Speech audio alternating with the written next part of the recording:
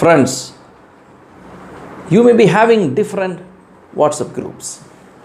This could be your ex company, present company, your society groups, your ex friends group, so on and so forth. It's also possible that in your present company you will have two different groups. One with your boss and one without boss. Out of all these groups, in how many groups you involve fully? The answer would be very few.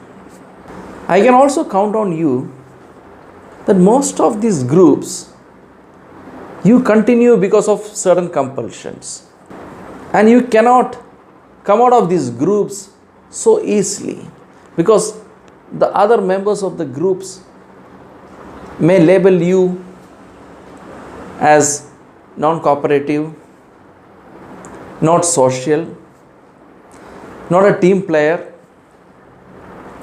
or even irresponsible. But I can vouch you will have that one group which you will be involving more and are close to your heart. What is that element which makes that group stand alone? Friends, it's worth introspecting. Welcome back to Panicker's vlog, Nothing But Life. Let me take you through an incident which actually happened to me. Recently, I have been invited to join a group which is formed by my 10th standard batchmates. Means it's a collaboration of people who studied and faced life head on even before the Google and Facebook were born. But the good thing is that the power of technology united us even after more than 3 decades. After a couple of days of my joining, as a usual practice, I just posted a forwarded message, a very good message with an adorable image. I was totally aghast seeing the non-responsiveness of group members who normally pounce at you for every comment. After a couple of minutes, I got an offline message. Means one of the group member sent me a private message asking me to refrain from such forwards. And he told me this: Anil, forwarded messages are not allowed in this group. And that is the only restriction which we set for this group. Hope you will appreciate and cooperate. He said, we appreciate all types of handwritten friendly chats and all members' own creations, whatever be the size and quantity. I got infuriated or I got insulted. I really don't know the emotions which went through my mind. I just took a pause for 30 odd seconds to understand why like this.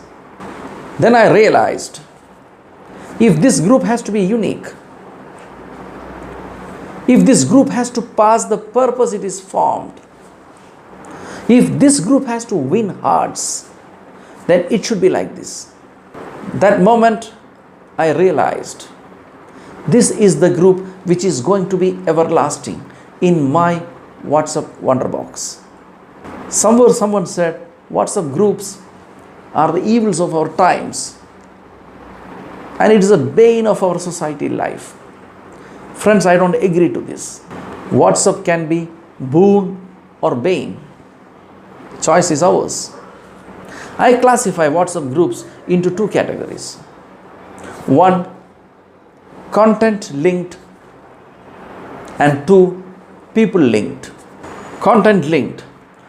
Someone jokingly but rightly said the easiest way to impress people on this planet is by posting forwarded messages in WhatsApp groups.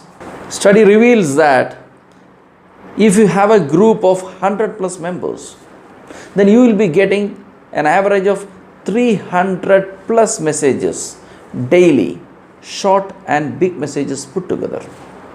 If you pay attention to 70% of these messages, then this activity alone would account for 250 minutes in a day, which is more than 4 hours on daily basis. Imagine what would be the time required if one judiciously follow all 100% of messages. You need to have a much longer longevity. Now I realized why in biblical times the average human life expectancy is mentioned as 900 years. Those saints and priests must have realized that the future generation is going to slouch. Even on your birthday, some of your so-called WhatsApp friends used to type HBD for you.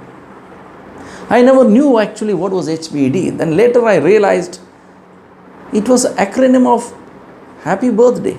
Some will forward you beautiful text messages. Most of the times, the texts are not their own, but some cut-paste messages. To impress you, they take quotes from William Wordsworth without knowing the fact that this is how William Wordsworth used to greet his wife during her birthday. And this quote doesn't suit you at all. My simple question is, what is the value addition these type of messages or such groups gives you? What are you gaining out of this? Why we have to spend our time and energy for those friends who doesn't have even 30 seconds in a year to spend on us? You depend these groups only for contents. Friends, in that case, these contents will anyway come to you, maybe a little late. We don't have 900 years. Our time is very limited here. If you are 30 years of age, then you have slightly about 12,000 days left. And if you are 40 years of age, you have less than 10,000 days left to live. On the other hand, if it is people linked, you will come to know about your friends, their families, their concerns, and their future plans. Emotional connect will be more in this group, and you can see compassion flows with every text. When the miles are measured by the heart, you won't feel that far apart. Bonding will be very high here because together we learn to appreciate similarities and respect differences. Going back to my good friend who reminded me how to behave in such groups. Good friends help each other remember the rules. Friends, our genuine friendship should not be reduced to transactional friendship. Let's not allow WhatsApp to do this. I bet prima facie the objective of Jan and Brian, who invented WhatsApp, would definitely be people connect and not content connect. Thank you for watching.